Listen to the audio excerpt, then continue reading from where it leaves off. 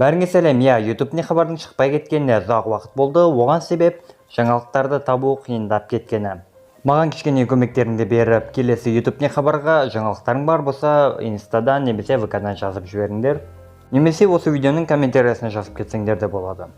Ендеше лайкыңды баса бер, мен бүгінгі YouTube не хабарды бастаймын. Осы біраз уақыт ішінде Қазақстандағы үш арна миллионнан асыпты.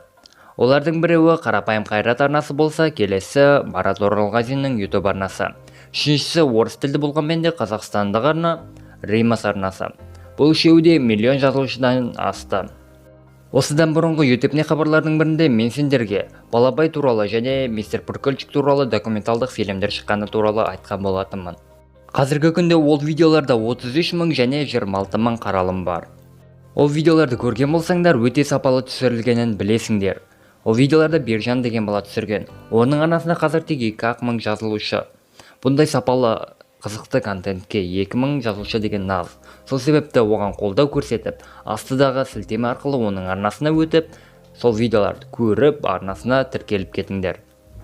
Келесі жаңалық: YouTube'да жаңа рекорд. Деспасито әніне түсірілген клип қазіргі күнде 7 миллиард қаралым жинады. Ойлап қарасаңдар, әлемде 7,5 миллиард адам бар. Ол клипта қазіргі күнде 3,6 миллион комментария және 40 миллион лайк бар. Бұл клип 3 жыл бұрын жарық көрген. Тура осы 3 жыл бұрын Ерке Есмаханның «Қайда» деген әнінің клипі шыққан болатын.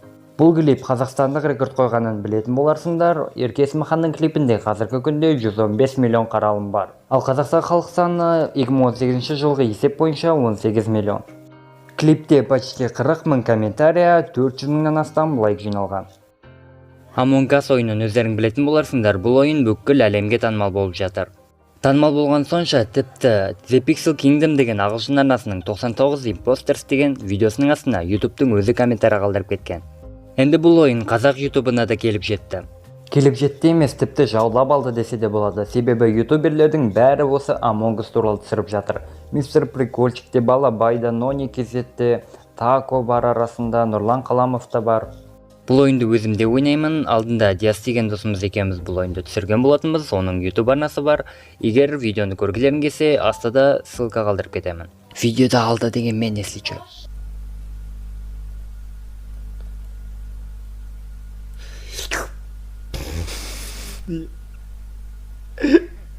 Ё-моё. Не болмайды ғой. Бұл ойын 2018 жылы жарық көрсе де, тек 2 жыл өткен соң ғана танымал бола бастады.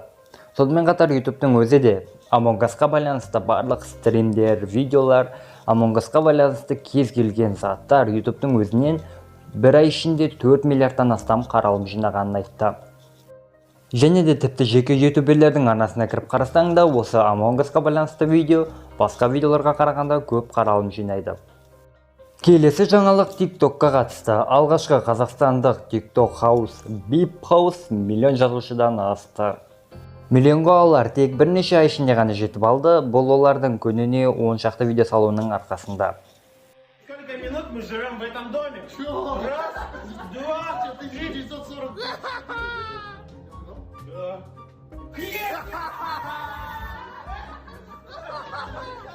Ты хотел убежать, я так понял? Нет! Это ты жрать всю эту ночь? Нет! Это был не вопрос! Оцени меня от 1 до 10.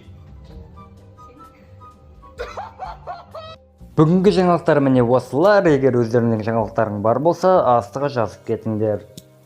Сонымен қатар лайк басуды да ұмытпаймыз.